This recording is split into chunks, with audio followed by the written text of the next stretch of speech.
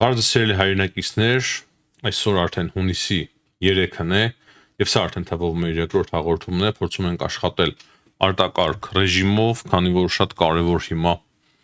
իրավիճակ է ստեղծվել Հայաստանի շուրջ, ոչ միայն խորհրդարանական ընտրություններ են սպասվում,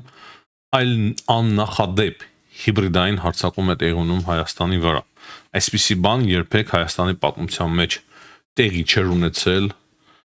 նախկին խորհրդարանական ընտրություններն էլ նույնիսկ նման չեն այս ընտրություններին։ Ռուսաստանը իր բոլոր միջոցները կենտրոնացրել է նրա վրա, որպեսզի Հայաստանում հաղթանակ տանեն Ռուսաստանի գուբերնիա դառնալու կողմնակիցները,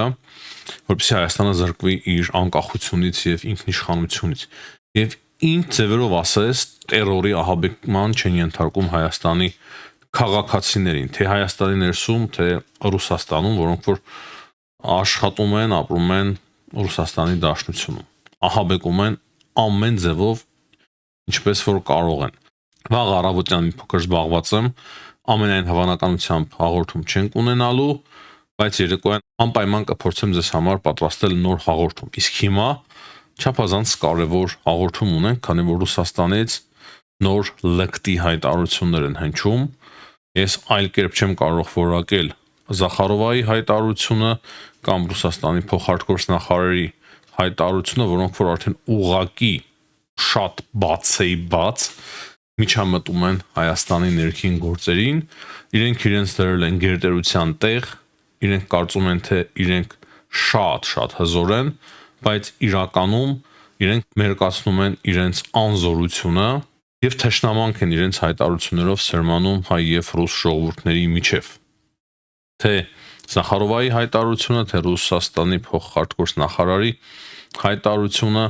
թե իրենց արտաքին հետախուզության հայտարարությունները այս մասին են վկայում, բայց մենք էլի շատ կարևոր հարցեր ունենք քննարկելու այս հաղորդման մեջ,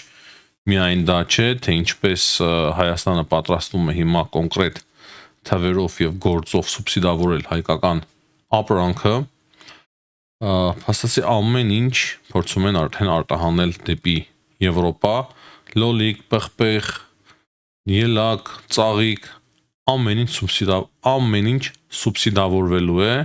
ճանապարհածախսերը նույնպես սուբսիդավորվելու են։ Նախքան հաղորդումը սկսել է սիրելի հայրենակիցներ, կոչ եմ անում անպայման լայքել, դա հիմա չափազանց կարևոր է, հատկապես հիմա, բաժանորդագրվել, եթե չեք բաժանորդագրվել մեր ալիքին, տարածել մեր հաղորդումը, գրել ձեր կարծիքը մեկնաբանության մեջ։ Չեմ հասցնում բոլոր մեկնաբանություններին անդրադառնալ, բայց փորձում եմ կարդալ, տեսնել եւ ծանոթանալ, նախապես շնորհակալ եմ բոլոր մեկնաբանությունների համար։ Ուրեմն սկսենք նրանից, որ այսօր ես տեսա ցուցահանդեսը հայկական զենքի արտադրության եւ բավականին տպավորիչ էր։ Չեմ կարող ասել, որ ամբողջությամբ եմ տեսել, բայց մասամբ տեսել եմ, այնինչ հայտնվեց Telegram-յան ալիքներում, համացանցում տեսել եմ եւ ինձ իրոք տպավորեցին օրինակի համար FPV դրոնները, օպտավալակոնի,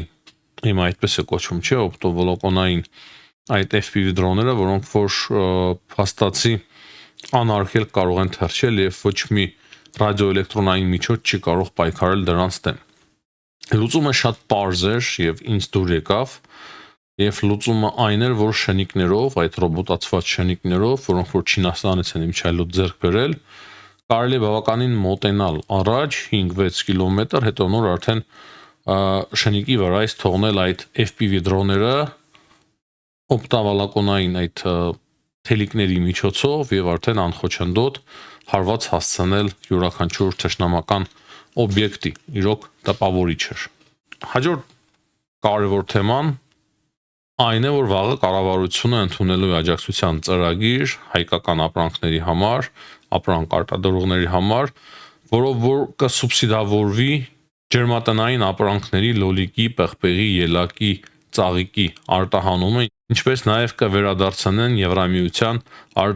արտահանվող թարմ պտուղ բանջարեղենի ու ծաղիկի մաքսատուրքը։ Մաքսատուրքն էլ այնտեղ մեծ է ինչ, եթե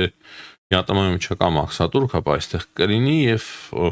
թե ճանապարհածախսը եւ թե մաքսատուրքը պետությունը սուբսիդավորելու է, բայց այստեղ շատ կարեւոր է այս հաղորդագրության մեջ հստակ նշվում է, որ մրգերի արտահանման սուբսիդավորումը կներկայացվի հաջորդիվ, այս մասին տեղեկացրել է էկոնոմիկայի նախարար Գևորգ Պապոյանը։ Այսինքն այլ ընտրանք ոչ միայն կա, այլ լավ էլ կա ռուսական շուկային եւ ԵԱՏՄ շուկային լավ էլ կա։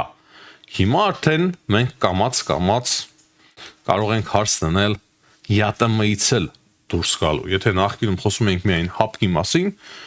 հիմա շատ շուտով արդեն կարող ենք խոսել եւ ես համոզված եմ, որ հայկական քաղաքական դաշտում կխոսեն հայկական վերլուծական միտքը կխոսի ԵԱՏՄ-ից դուրս գալու անհրաժեշտության մասին։ Կամաց, բայց արդեն սկսվել է այդ խոսակցությունը եւ անպայման բոլորը կխոսեն եւ պահը ավելի կհասունանա։ Սրան հասավ Ռուսաստանը եւ սրան է հասնում Ռուսաստանը ամեն ուր հետխորհրդային բոլոր երկրներում։ Այնպես են անում, որ հետխորհրդային բոլոր երկրները, բոլոր ազգերը եւ ժողովուրդները ատեն իրենց քաղաքականությունը եւ ատում են իրենց քաղաքականությունը։ Նույնիսկ Բելարուսի ժողովուրդը ատում է Ռուսաստանի քաղաքականությունը։ Էլ չասեմ Վրաստանի մասին, Ուկրաինայի մասին, Հայաստանի մասին եւ այդպես շարունակ։ Բայց չնայած այդ ամենին Հայաստանից հնչում են նաեւ կոնստրուկտիվ հայտարարություններ։ Սա եւս շատ կարեւոր է, որ մենք փաստենք ու առաջ շարժվենք։ Չափազանց խելացի քաղաքականություն է վարում Հայաստանի իշխանությունը եւ այն չի կարելի համեմատել ոչ Վրաստանի նախկին իշխանությունների հետ քաղաքականության հետ, ոչ Ուկրաինայի եւ ոչ էլ որևիցե երկրի, ոչ Մոլդովա, ոչ Մոլդովա, ոչ Ղազախստան, ոչ մեկի հետ չի կարելի համեմատել Հայաստանի ներկայիս իշխանությունների քաղաքականությունը, ինչ է ասում Նիկոլ Փաշինյանը, որ Ռուսաստանի նախագահի հետ հեռախոսազրույցի ժամանակ պայմանավորվել են, որ ընտրություններից հետո ինքը նորից կմեկնի եւ կհանդիպի Վլադիմիր Պուտինի հետ, որպեսզի բոլոր հարցերը քննարկեն եւ հարցերը լուծվեն։ Այս փոքրիկ հայտարարության մեջ Փաշինյանը ասում է նախ այն, որ ռուսներն էլ հասկանում են, որ Փաշինյանը ընտրվելու է եւ հաստատի Պուտինը պատրաստակամություն է հայտնել քննարկել եւ լուծել բոլոր խնդիրները։ Եթե այդպես է, ինչու է հիմա այս ամենը տեղի ունենում։ Նախ ես համոզված եմ, որ ամեն գնով իրենք ուզում են փոխել Փաշինյանին, բայց իրենք հասկանում են, որ հավանականությունը մեծ է, որ Փաշինյանը մնա։ Ոչ իրենց հիբրիդային հարձակումը, ոչ էլ այլ պլան B-ը կարող է չաշխատեն եւ իրենք ստիպված լինեն Փաշինյանի հետ աշխատել։ Դրա համար ահա Փաշինյանը երբ որ խոսում է սրա մասին, ինքը խոսում է հենց նրա մասին, ինչը խոսել է Պուտինի հետ։ Իսկ եթե Պուտինը ասած լիներ, թե տեսնենք ինչպիսին կլինի Հայաստանում ընտրությունների արդյունքը, դա արդեն լրիվ ուրիշ էր։ Բայց իրենք մաքսիմալ ձևով ուզում են ազդել ընտրությունների վրա։ Հայտարարությամբ է հանդես եկել Ռուսաստանի արտաքին հետախուզության ծառայությունը եւ իրենց հաղորդագրության մեջ ասում է, թե իբր Եվրամիության ղեկավարությունը ձգտում է ռուս ուղղափառ եկեղեցուն դուրս մղել Հայաստանից։ Հələ абսուրդից абսուրդ տեսեք, Եվրամիությունը փորձում է դուրս մղել ռուս ուղղափառ եկեղեցին Հայաստանից։ Նախ Եվրամիությունը այդպիսի կառույց չէ։ Մենք բոլորը շատ լավ գիտենք, թե ինչպես է Եվրամիությունը հարգում մարդու իրավունքները, կրոնական ազատությունը։ Դա абսուրդից абսուրդ է։ Նման абսուրդային հայտարարություն ուղղակի իրենք չէին կարող հորինել։ Նրանք ասում են, թե իբր Եվրամիությունը պահանջում է Մոսկվայի հետ կրոնական եւ հոգեվոր կապերի լիակատար խզում։ Նախ Եվրամիությունը ոչինչ չի կարող պահանջել Հայաստանից, ինչպես եւ Ռուսաստանը, բայց երևի իրենք շփոթում են Ռուսաստանը Եվրամիության հետ, քանի որ իրենք փորձում են պահանջել, այնուամենայնիվ փորձում են պահանջել Հայաստանից։ Այդ արտաքին հետախուզության հայտարարության մեջ նշվում է այն, որ Հայաստանում կան կազմակերպություններ, որոնք որ խոսել էին ռազմաբազայում հոգեվորականի մասին, իրենց եկեղեցու մասին, բայց ես կարծեմ համոզված եմ, որ այն ինչ խոսել էին այդ կազմակերպությունները համապատասխանում է իրականության։ Այսինքն այդ հոգեվորականը կոնկրետ այդպիսի գործողություններով է զբաղվում, քարոզչություն է տանում, ոչ միայն այդ հոգեվորականը։ Ինչ կան հայ հոգեվորականներ են նման կերպ վարվում, դուք միայն տեսնեք, սիրելի հայրենակիցներ, ես էլ ունեմ բազմաթիվ տեղեկություններ այդ մասին։ Ուր մնաց ռուսական ուղղափառ եկեղեցու հոգեվորականը նման քարոզ չտանի։ Երկու օր առաջ էր, չէ՞, կարծես հաղորդագրություն կար, որ իրենց պատրիարխը աղոթում է, թե ինչ է անում, որպեսզի Հայաստանում ընտրությունների արդյունքները լավը լինեն, ինչ որ նման մի բան։ Այն միայն այդ հայտարարության վրա եթե հիմնվենք, հստակ պարզ է դառնում, որ իրենք միջամտում են Հայաստանի ներքին գործերին։ Եկեղեցականները, կոնկրետ ռուս եկեղեցականները միջամտում են Հայաստանի ներքին գործերին։ Բայց չնայած դրա, Հայաստանում ոչինչ չի արվում։ Իրականությունը սա է, ոչինչ չի արվում ընդդեմ ռուս ուղղափառ եկեղեցու։ Հələ հարց է, ճիշտ արվում է, որ չի արվում, բայց միանշանակ է, որ Եվրամիությունից նման պահանջ չկա։ Ռուսաստանը նաև այլ ձևերով է փորձում միջամտել Հայաստանի ներքին գործերին։ Հիմա արդեն քիչ առաջ հակակոռուպցիոն կոմիտետը նոր հաղորդագրություն է հրապարակել, որտեղ որ հստակ նշվում է արդեն փաստերով, որ Միկա Բադալյանը կոնկրետ զբաղվում է նրանով, որ Հայաստան ուղարկեն հարյուրավոր Հայաստանի քաղաքացիներ, Ռուսաստանից հարյուրավոր Հայաստանի քաղաքացիներ ուղարկեն նախընտրական կաշառքի դիմաց։ Պետք է շատ լուրջ ձևով զբաղվել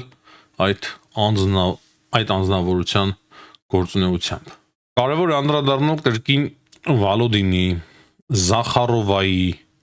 ինչպես նաև Սերգեյ Ռյաբկովի փոխարտգործնախարար հայտարարություններին։ Ռուսաստանում ամեն օրվա ռեժիմով մի քանի հայտարարություն է հնչում Հայաստանի մասով։ Տարբեր տեղերից տարբեր հայտարարություններ, տարբեր կալիբրի պաշտոնյաների կողմից։ Վալոդինը ասում է, որ Հայաստանը կկորցնի ինքն իրեն, եթե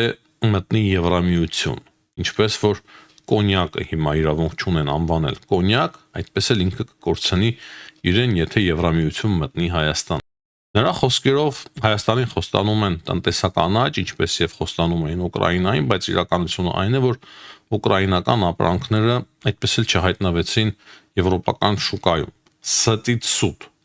նախվարացականի մասով ես անձամբ գիտեմ 100%-ով տեղյակ եմ եւ հիմա տեսնում ենք, որ արագացված ձևով հայկական ապրանքները ընդունում է Եվրամիությունը։ Ինչ վերաբերվում է այս սպառնալիքին, որ Հայաստանը կկորցնի ինքը իրեն, տեսեք դուք ինքներդ ձեզ չկորցնեք։ Քանի որ դուք շատ փոքր եք որպես պետություն, ընդամենը 1000 տարեկան, իսկ մենք 5000 տարեկան։ 5000 տարվա մեջ այնքան ձեզ նման կայսրություններ ենք տեսել, որ այլ հաշիվը ես կորցրել եմ, անկեղծ ասեմ։ Անկեղծ ասած, ես հաշիվը լրիվ կորցրել եմ, թե ինչքան կայսրություններ են մեզ սպառնացել, պատերազմել եւ այսօր չկան աշխարհի քարտեզի վրա։ Ու ինչ է ասում Զախարովան։ Զախարովան նախ ինչ որ այրապորտից է խոսում, ակետից բեկետ թռչելու մասին, ինչ որ անհասկանալի անհեթեթություններ, ուզում է ասել, որ Հայաստանը տոմս էր վերցրել ՀԱՏՄ, հիմա փոխում է այդ տոմսը, դարձնում է Եվրամիություն, բայց ուշ է ինչ որ աբուշություններ, բայց ամենակարևորը ինքը անդրադարձել է Մարկո Ռուբիոյի այցին Հայաստան։ Երևի մտածում են Թրամփը չի իմանա այդ հայտարարությունները, դրա համար անում են, քանի որ Թրամփից սարսափելի ձևով վախենում են, բայց կարևորը այն է, ինչ է ասում այս անլվա Զախարովան, ուրեմն ասում է այն, որ Հայաստանը խորացնում է իր հարաբերությունները Ամերիկայի Միացյալ Նահանգների հետ, ու նրա խոսքերով սա պաշտոնական Երևանի կողմից արևմտյան երկրների հետ համագործակցության ընդլայնելու ուղղությամբ ձեռնարկված կոնկրետ քայլերի եւս մեկ օրինակ է։ Շատ ճիշտ եք։ Եվս մեկ օրինակ է, որ Հայաստանը խորացնում է իր հարաբերությունները Ամերիկայի Միացյալ Նահանգների հետ, Եվրամիության հետ։ Իսկ դուք ով եք։ Դուք ով եք, որ մեզ ասեք մենք խորացնենք, թե չխորացնենք մեր հարաբերությունները Ամերիկայի Միացյալ Նահանգների հետ, Եվրամիության հետ։ Դուք ով եք։ Ձեզ ասում են ում հետ խորացնեք հարաբերությունները, ում հետ չխորացնեք ձեր հարաբերությունները։ Ձեզ ասում են, եւ Զախարովան ավելացնում է լկտիության գագաթնակետ։ Սակայն միևնույն ժամանակ գործնականում պարզվում է, որ սրանք քայլեր են, որոնք հանգեցնում են ռուսական շահերի դեմ ուղղված կոնկրետ գործողությունների։ Ուրեմն, եթե Հայաստանը խորացնում է իր հարաբերությունները այլ երկրների հետ, սրանք քայլեր են, որոնք որ հանգեցնում են ռուսական շահերի դեմ ուղղված կոնկրետ գործողությունների։ Իսկ երբ որ դուք Ադրբեջանի հետ ձեր հարաբերությունները խորացնում եք, հասցնում եք ռազմավարական մակարդակի զենք զինամթերք եք տրամադրում, ռազմական օպերացիաներ եք իրականացնում համատեղ թուրքերի եւ Ադրբեջանի հետ, դրանք հայկական շահերին չեն բախվում։ Ձեզ թույլ տալիս ենք մենք, որ նման քայլեր իրականացնեք։ Ու հետո ինչ է ասում Զախարովը որպես շարունակություն, որ Հայաստանին պետք է փրկեն իր իսկ քաղաքացիները, որոնք որ ընտրություն են կատարելու, որոնք որ ընտրությունների ժամանակ հստակ ընտրություն են կատարելու իրենց երկրի ապագայի մասին։ Հետո Ռուսաստանի արտգործ նախարար, Ռուսաստանի փոխարտգործ նախարար Սերգեյ Յապկովը ասում է, որ Ռուսաստանում հույսով են, որ Երևանում կկայացվեն պատմական ընտրություններ, եւ այդ ընտրությունները կկայացվեն հօգուտ ռուս-հայկական բարեկամական հարաբերությունների։ Հիմա սա ինչ է, սա միջամտություն չէ, շատ բաց լեկտի ձևով Ռուսաստանի արտգործ նախարարությունը միջամտում է Հայաստանի ներքին գործերին։ Ես չգիտեմ Հայաստանի արտգործ նախարարությունը այսքանից հետո արձագանքելու է թե չէ, բայց միանշանակ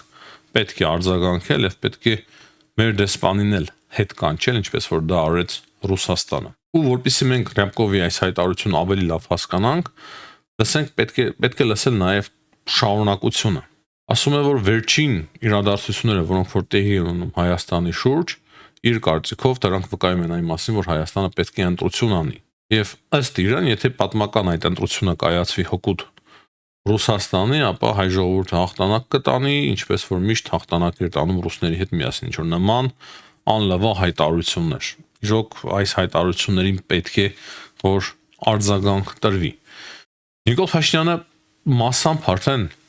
արձագանքել է իր նախընտրական հանդիպումների ընթացքում քիչ առաջ, երևի Փաշինյանն էլ է հասցնում on-line ռեժիմով տեղեկանալ այդ հայտարարություններին եւ ինչ է ասել Փաշինյանը։ Փաշինյանի խոսքերով Հայաստանը այլևս ծայրագավառ չէ, փակուղի չէ, Հայաստանը կենտրոն է եւ խաչմերուկ։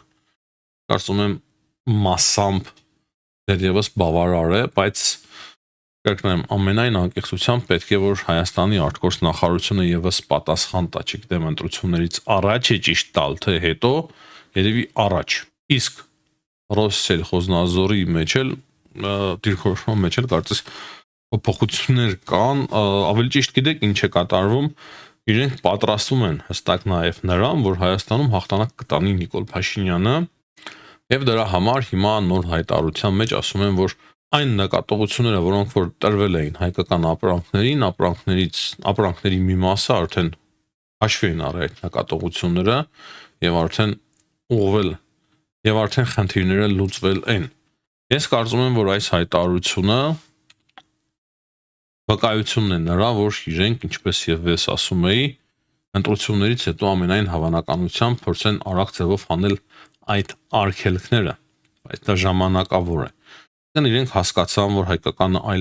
Հայաստանը իրոք այլ ընտրանք ունի, շատ արագ հայկական ապրանքները կգնան Եվրոպա, արդեն գնում են Եվրոպա, եւ դրանից Ռուսաստանը ավելի շատ է տուժելու, եւ դրա համար հիմա ժամանակավորապես ես կանխատեսում եմ, որ ժամանակավորապես Ռուսաստանը կհանի այդ արգելքները։ Կարծում եմ կարևոր է մի խոսքով անդրադառնալ նաեւ նրա, որ ուժեղ Հայաստանի համահիմնադիր Ալիկ Ալեքսանյանի նկատմամբ կիրառվել է կալանք, 2 ամսվա կալանք է կիրառվել, սա եւս շատ կարևոր տեղեկություն է։ Ես ամենայն անկեղծությամբ սպասում էի դրանից բացի հակակոռուպցիոն կոմիտեն նոր ձայնագրություն է հրապարակել, որտեղից որ պարզ է դառնում հստակ այդ ձայնագրությունից, թե ինչպես ընդդիմության ներկայացուցիչները քննարկում են այն հարցը, թե ինչպես բոլորը միասին կմիավորվեն։ Գագիկ Ծառուկյանը, Քոչարյանը եւ Սամվել Կարապետյանը ընտրություններից հետո։ Եվ սա է շատ կարևոր վկայություն է այն ամենի, ինչի մասին մենք խոսում ենք, էլի կան ձայնագրությունները, որոնք որ ադրբեջանցիներն են հրապարակել, նույնիսկ տեսանյութ, եւ իրոք այս հարցը քննարկվում է թե Ռուսաստանում եւ թե Հայաստանի ներսում։ Մեկ կարևոր հաղորդագրություն եւս այն մասին, որ Մհեր Գրիգորյանը, Հայաստանի փոխվարչապետ Մհեր Գրիգորյանը ընդունել է Իրանի դեսպանին։ Սա կարևոր է նրանով, որ դեսպանի հետ քննարկել են էներգետիկ համագործակցությունը, ինչպես նաեւ տրանսպորտային լոգիստիկաների հարցը, արևելատնտեսական կապերը։ Ուրեմն, եթե էներգետիկ հարցն են քննարկել, բարձր որ այստեղ գազի եւ էլեկտրոէներգիային է այս հարցը վերաբերվում։ Հիշում եք Ռուսաստանի սպառնալիքը, որ գազի գինը կթանկացնեն։ Լոգիստիկայի հարցը բարձր է, թե ինչին է վերաբերվում, ինչպես նաեւ առևտրատնտեսական կապերը կրկին բարձր է, թե ինչին է վերաբերվում։ Եվ սա եւս չափազանց կարևոր հաղորդագրություն է։ Փաստացի ինչ է դուրս գալիս։ Հայաստանը արդեն գրեթե ոչ մի հարևանի հետ խնդիր չունի։ Բոլոր ճանապարհները արդեն բացվում են Հայաստանի համար։ Ոչ Իրանի հետ, ոչ առևտրային, ոչ էլ էներգետիկ։ Փաստացի նույնն է նաև Ադրբեջանի հետ։ Ադրբեջանով վառելիք է մտնում Հայաստան, Վրաստանի հետ նույնպես, որից է խնդիր չունի Հայաստանը եւ Թուրքիայի հետ էլ արդեն բացվում է սահման, այն արդեն իսկ բաց է Վրաստանի միջոցով։ Հիմնականում այսքանը այս պահին Հայաստանի վերաբերյալ սիրելի հայրենակիցներ, բայց արիք անդրադառնանք նաև թե ինչ է տեղի ունենում աշխարհում, քանի որ վաղը, ինչպես արդեն նշեցի, ամեն հավանականությամբ մենք երեկոյան կարողանանք պատրաստել հաղորդում։ Ուրեմն Դոնալդ Թրամփը մի քանի հայտարարություններով է հանդես եկել Իրանի մասով, որքան է կարոտել Թրամփի հայտարարություններին հակասական երբեմն անհասկանալի։ Ուրեմն ինչ է ասում Թրամփը։ Սկսենք Թրամփի հայտարարություններից ամեն դեպքում Թրամփի խոսքերով Իրանը արդեն համաձայնել է, որ միջուկային զենք չի ունենա։ Նրանք ասում է կարող են փոխել իրենց միտքը, բայց դա է կարևորը, այսինքն որը։ Եթե փոխեն իրենց միտքը, դա կարևոր չէ, բայց արդեն որ համաձայնվել են իր պատկերացմամբ, որ չեն ունենա, դա է կարևորը։ Հետո նա ասում է, որ մենք կարծես բավականին լավ ենք գտնում լեզու այաթոլլաների հետ, ինքը նույնիսկ ցանկանում է հանդիպել այաթոլլայի հետ եւ ասում է հավանաբար մի օր կհանդիպեմ։ Թրամփը ընդունել է, որ հայվել է Նետանյահուին, վիճել է նրա հետ եւ ասել է, որ ձեր զորքերը չպետք է մտնեն Լիբանան, միջայլոց նոր կադրեր էին հրապարակվել Լիբանանից, թե ինչպես են իսրայելացի զինվորականները պեղծում քրիստոնյա եկեղեցին։ Դրանք էլ լրիվ բարբարոս դարձան։ Ուրեմն հաջորդ կարևոր հարցը, կարծում եմ ամենակարևորը այն է, որ Իրանը անօթաչու դարձող սարքերով եւ հրթիռներով հարվածել է Քուվեյթին եւ այդ հարվածի ընթացքում տուժել է 63 մարդ։ Դրանից բացի Քուվեյթի իշխանությունները տեղեկացնում են, որ 1 զոհ կա այդ հարձակման պատճառով։ Հետո արդեն ստանում ենք մենք մանրամասները, Քուվեյթի իշխանությունները տեղեկացնում են, որ օդում կարողացել են որսալ 13 բալիստիկ հրթիռ, իրանական 13 բալիստիկ հրթիռ, բավականին արդեն լուրջ թիվ է։ Փաստացի պատերազմը վերսկսվում է եւ 17-ը անօթաչու թռչող սարք կարողացել են որսալ։ Այսինքն սրանք այն թվերն են, որոնք որ Քուվեյթի հակաօդային պաշտպանությունը կարողացել է չեզոքացնել։ Էլի, բայց եթե կան այդքան տուժածներ եւ զոհեր, ամենայն հավանականությամբ որոշ հրթիռներ եւ անօթաչու թռչող սարքեր հասել են իրենց թիրախներին։ Կա նաեւ հաղորդագրություն, որ բեկորները ընկել են բնակելի շենքերի վրա, վնասվել են նաեւ ենթակառուցվածքներ այդ բեկորներից, ինչպես նաեւ միջազգային օդանավակայանը, Քուվեյթի միջազգային օդանավակայանը։ Եվ այդ 1 զոհն էլ, որը որ գրանցվել է Քուվեյթում Հնդկաստանի քաղաքացի է եղել։ Հաստատի, կրկնեմ, սա նշանակում է այն, որ պատերազմը վերսկսվում է։ Ցավոք սրտի պատերազմը վերսկսվում է, դեռ այն մասշտաբները չեն, բայց մենք տեսնում ենք, որ Իրանը բալիստիկ հրթիռներ եւ անօթաչու թռչող սարքեր է կրկին սկսել օգտագործել Պարսից ծոցի երկրների նկատմամբ։ Հետաքրքիրը այն է, որ Իսրայելի նկատմամբ չեն ուղարկում, քանի որ գիտեն, եթե Իսրայելի նկատմամբ ուղարկեն իրենց բալիստիկ հրթիռները, ապա միանգամից իսրայելական ինքնաթիռները հայտնվելու են իրենց օդում եւ բազմաթիվ հարյուրավոր հարվածներ են հասցնելու Իրանին։ Հիմնականում այսքանը սիրելի հայրենակիցներ, հաջողություն եմ մաղթում բոլորին, ցտեսություն, կհանդիպենք։